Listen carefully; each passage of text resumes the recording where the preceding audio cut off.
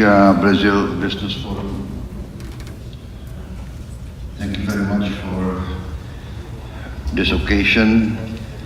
Thank you very much for the organizers.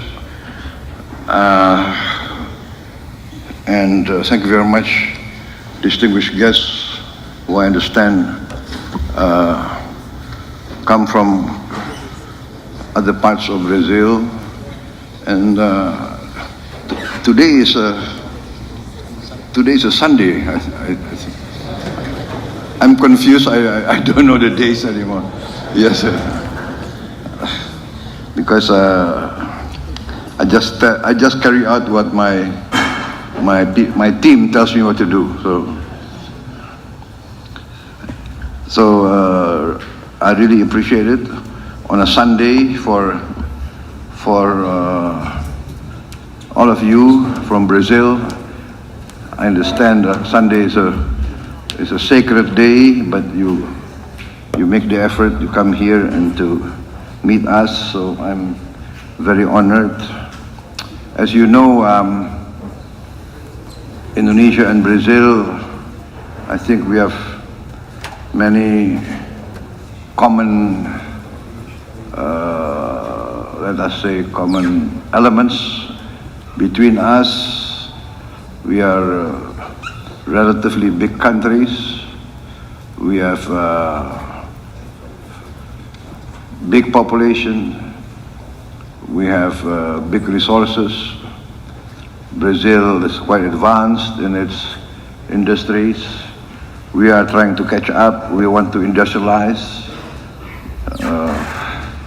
And I think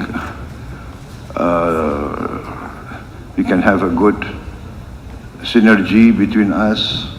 We can have a good symbiotic relationship. And we have common interests together. Brazil is very forward-looking, looking into the future. That's why I think Brazil is a key leading member of BRICS. And as you know, I announced already that Indonesia has put in a request to be a member of BRICS. And I was inaugurated on the 20th of October, and I installed my cabinet on the 21st of October, and I sent my foreign minister to fly direct to Kazan for the BRICS summit, which I could not attend. But so I think the BRICS organization with B as the alphabet that denotes Brazil shows how Brazil is actually on the forward edge of global developments. So I applaud this, and actually I already announced in 2014 when I started my attempts at running for president of Indonesia. I did announce that when I become president of Indonesia, I will bring Indonesia to join BRICS. So that was when 20th of October I was installed. 21st I sent my foreign minister, and we want to join Brazil and the other BRICS countries. We think that this will be a significant new element in the global economy. I think, Mr. Ailangga, you already addressed the forum today? Belum? No. Pak Hashim sudah? Well, Mr. Hashim has already spoken to you, so I think he has covered everything, so I don't need to make too many comments. What do you think? I will just give a few remarks, and I better give the floor to you so that I answer your questions. I think it's better that way, right? But anyway, in general, I think I myself am very optimistic. I'm bullish. I've seen the figures. I've seen the plans, and I have focused on what I consider the strategic, fundamental elements of a strong, modern country. First, I see, as every leader must see, that a country must feed its own people. There is no use to have a state, to have a republic, to have a government who cannot feed its own people. This is so fundamental. It's part of my belief for many years. A country must be able to feed its own people. Therefore, food security is foremost in my my strategy. And this is in line with the theme of the G20 summit, to fight against poverty and hunger. So I am completely in line with your president's thinking and your president's strategy. Growth, yes.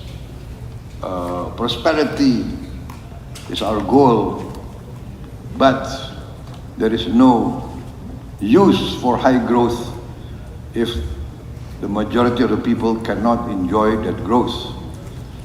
If the wealth is only held by the very, very few, in my opinion, that is a recipe for a failed state. That is my conviction. There must be equal opportunity. The economy must not be designed to keep the majority of the people poor. This cannot be. We cannot accept hunger. I say very clearly everywhere, what is the use of Indonesia being a member of the G20 when 25% of our children do not have enough to eat? So that's another of my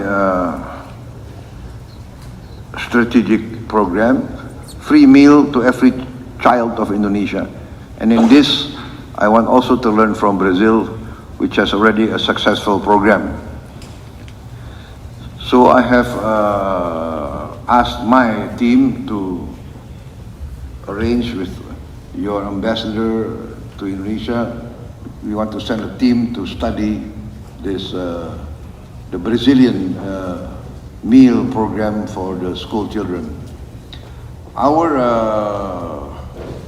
So after the food sufficiency and the meal for the children, we are also going into energy self-sufficiency. And we are blessed, as also Brazil. Maybe we are, I think we are only 2 or 3 countries in the world that can be very soon self-sufficient in green energy and renewable energy.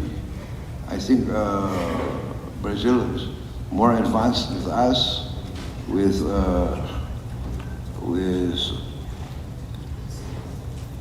the use of biofuel, energy from plant-based, and you're very successful in the ethanol, and we are going into biodiesel, producing diesel from palm oil. We are now at 35 to 40%. We want to boost to 50% by 2025. And this will make us basically producing our own diesel and being completely green, renewable. We also have a lot of hydropower, a lot of geothermal power. We have a lot of course, energy from the sun, yes, solar. And this makes us very, very bullish, very, very exciting to meet the future. We also have critical minerals, and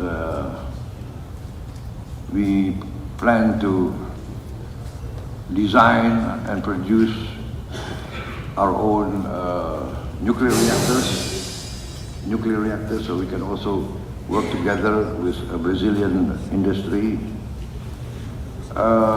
In the field of fisheries, we are also very potential. I speak with the experts. We are, I think, maybe our reserves in fishing reserves in the world, we are number 2 or number 3 in fishing reserves, and potential is very, very big.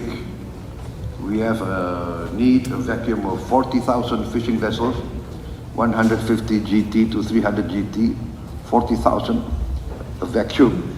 So it's another field that we invite foreign corporations to take part in our economy. And then, of course, after all this, we want to industrialize, and this by downstreaming our resources. We are committed to this, and we have a strategic plan which we will carry out soon in all the 26 commodities that we have delineated as 26 commodities that are strategic in our view, that can create real value multiple times, that can make us more involved in the manufacturing of goods, and also making more use of our maritime resources. Producing, of course, protein and many products from the maritime resources. So we are open for business. Before being involved in politics, I was also an entrepreneur, a businessman. So I see both sides of the picture, right? As a government, we want to increase revenue, tax. As businessmen, we want to look for the best tax deals. So I think it takes an entrepreneur, a businessman, to know a businessman, right? So we are willing to compromise. We are willing to create a business climate. We need jobs. We need growth. We need technology. We value investment. So it is we are dedicated, we are determined to create a positive business environment. As you know, Indonesians, many of you have been already active in Indonesia many years. Indonesians are very, we like foreign guests. As you know, right? We are very open people, and we welcome guests. And for us, a guest is someone we have to protect, someone that we value. So, ladies and gentlemen, I think I better not continue. You know, the problem with politicians, if they're given a chance, they will speak and speak and speak. So I will conclude my remarks, and then I will make myself available if you have any questions you want to direct to me. Thank you very much.